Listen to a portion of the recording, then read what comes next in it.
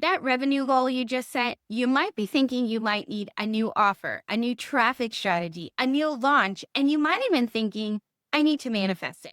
Well, there's a layer in your business that's either quietly making you money or costing you a lot of it. And most people never built it because the focus is always on getting more leads, more traffic, and more eyeballs. But there's already people in your world who are interested and paying attention and might even be close to buying, and then something interrupted the process. And instead of bringing them back in, they just disappear. Well, today I'm walking you through the micro automations that reconnect those people, recover lost sales, and increase revenue without needing more traffic. Because the goal isn't always to do more, sometimes it's to complete what's already in motion. So stay tuned. Hey, welcome back to the show. It's Michelle, and today is all about the hidden layer inside your funnel system that's either working for you or quietly leaking money every single day. And the crazy part is that most people skip this entirely, even though it's one of the easiest places to increase your revenue. We're talking about the conversion layer, and more specifically, the micro automations inside that layer that bring people back into the buying process. So what I see all the time is that someone is trying to grow their business and the immediate focus goes to, I need more leads, I need more traffic, I need to fix my funnel. And sometimes, yes, you do need to do all those things and they definitely matter. But before we even go there, I always want to look at something else. What happens after someone shows interest, like after they opt in, after they click, after they engage? Because for most businesses, that's where everything just falls off, right? People come in, nothing really pulls them forward again. And this is where so much money gets left on the table. Okay, so first I want to make sure we are on the same page before I start throwing all these terms at you. A micro automation is exactly what it sounds like. It's a small, specific automated action inside your funnel system that responds to what a lead or customer does or does not do. Okay. So think of it like this. Imagine you own a coffee shop. Someone walks in, they look at the menu, they pick up a muffin, and then puts it back down and walks right out, right? Now, most shops, that person is just gone, right? They're lost, they're gone, there's no follow-up. But what if someone on your team could tap that person on the shoulder 3 days later and say, hey, we still have those muffins and today they're 10% off. That's a micro automation. That's the tap on the shoulder, right? It's small, it's targeted, it responds to a specific behavior, and it does the job without you having to be the one doing all the tapping, right? And here's why it matters so much right now. Most people are focused on the front end of their funnel, the ads, the opt-ins, the landing pages, the sales call. And again, you obviously need those things and it totally matters. But the money that most people are leaving on the table is right here in the middle. It's the in-between moments. It's all the leads who said, yes, I am interested. Then life happened and they got distracted. Micro automations go get those people back. They bring them back in the funnel where they dropped off. They do the work that you don't have the time to do manually. And once they're set up, they just run. You don't touch them. You need to monitor them to make sure they are doing its job. But they're working in the background every single day. And that's the layer we are building today. So let's dive into the micro automation.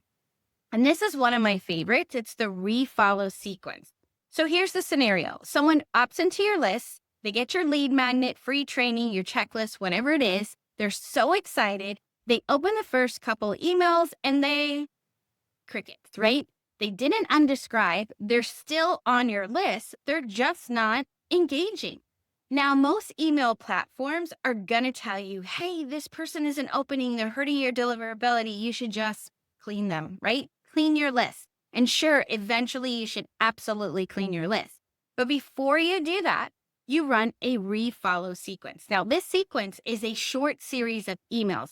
They could be 3, 5, specifically designed to re-engage someone who's gone cold.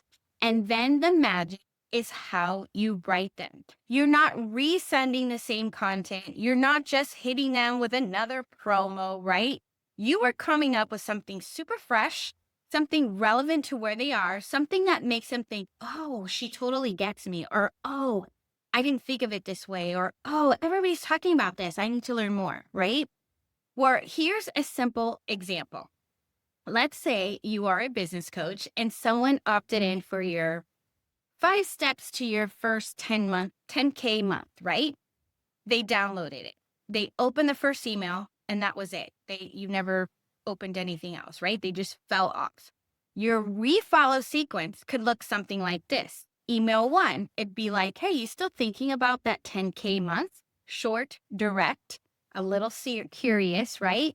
You're asking them a question that's going to feel personal. Then email number 2 is a quick story, maybe a client who almost quit and what happened when they didn't. Something relatable, something that says, I see you, right? I see you where you are right now. Then email 3 is a soft invite. No pressure, just something like, if you're ready to take the next step, here's how we can work together. That's 3 emails automated, triggered by inactivity. And what happens? Some of those quiet leads will wake up. They reply, they click, they bot. People get busy, life gets loud. A refollow sequence is just your way of saying, hey, I'm still here. And so is the thing that you were interested in. The key thing I want you to take away from this is you're not chasing, you're not desperate. You're just showing up again with intention and relevance. And that's the difference. Okay, the next one is auto-resurfacing your lead. Now, this is one that actually blows people's mind and when I explain, because it's so super simple and yet almost probably no one is doing it. Okay, so here's a situation. You've got leads into your funnel who went through your sequence. They probably opened some emails, they clicked through to a landing page or a sales page, but they still didn't buy. So it's like, now what, right?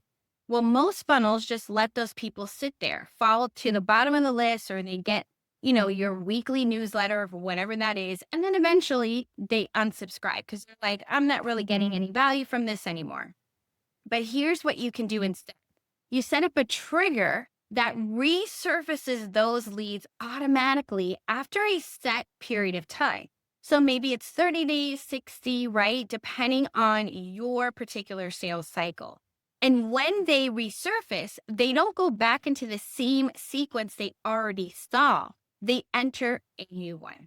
Fresh content, new angles, different entry point into your world. And here's why this is so powerful. The timing of the purchase is not always about the offer. Most of the time, it's about where someone is in their life. Think about the last time you saw an ad for something and thought, hey, I need that, and then didn't buy it. Not because you didn't want it, but because the timing wasn't right. Maybe the money was tight. Maybe you were in the middle of something else, or maybe you just needed a little bit more time. And then later you saw it again and you bought it. That's what the auto resurfacing does. It shows up again at a different moment and it gives that lead another chance to say yes. And you're not being annoying. You're being persistent in the best possible way. You're giving them another shot. And some of those people, they were already along. They just needed the right moment. And your automation finds that moment for you. Okay, last one. And I saved this one for last because it might be the most underestimated automation of all. And I call it the invisible nurture. And the reason that it's invisible is because the people inside it don't even know they're being nurtured. It just feels like you're incredibly consistent, incredibly in tune, and incredibly relevant. So here's what it is. The invisible nurture is a long game automated sequence that runs in the background for leads who aren't ready to buy in. And it delivers value consistently over time without ever feeling like a sales perch. Now, this is the sequence that builds that long-term relationship while you're doing everything else. So think of it like this. You've got someone on your list who's been there for 4 months, let's say. They open your emails, they occasionally click, but they still haven't bought. They're not cold, they're just warming up slowly, right? So they used to say you have to engage with someone or they have to see your thing like 7 times before they buy. I just heard the other day that it's now like 30, right? Really engaging with you, okay? And that's okay because some people need more time. So this invisible nurture is designed for exactly those people. And it might look like this. Every 2 weeks, they get a piece of content that's generally useful, a tip that they can implement. Maybe it's a behind the scenes look at how something actually works, right? Like everybody talks about the thing, but it's like, okay, you're making it sound simple, but show them how simple it is, right? It could be a short story from a client journey that feels relatable, right? None of this is a hard sell.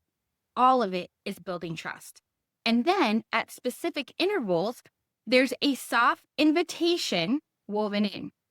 Something like, if you ever want to go deeper on this, here's where to start. And a link to a low ticket offer, maybe a free call, an entry point of some kind. And here's the thing about invisible nurture. It compounds. Every piece of content they receive is adding to their perception of you. Every email is a deposit in that trust bank. And at some point, and it's always when they are ready, not when you push them, they will make their move. I've seen invisible nurture sequences turn into 6-month-old cold leads into buyers. I've seen them take someone who forgot who they even were, how they got on the list, and turn them into a high ticket client because the automation keeps showing up. They keep delivering. They keep being relevant. And that is what relationship-based marketing looks like at scale. And here's the beautiful thing about all 4 of these micro automations: the refollow-up sequence, the win-back triggers, the auto-servicing leads, and the invisible nurture, is they all work together, okay? They're not 4 separate things that you should do in 4 separate silos.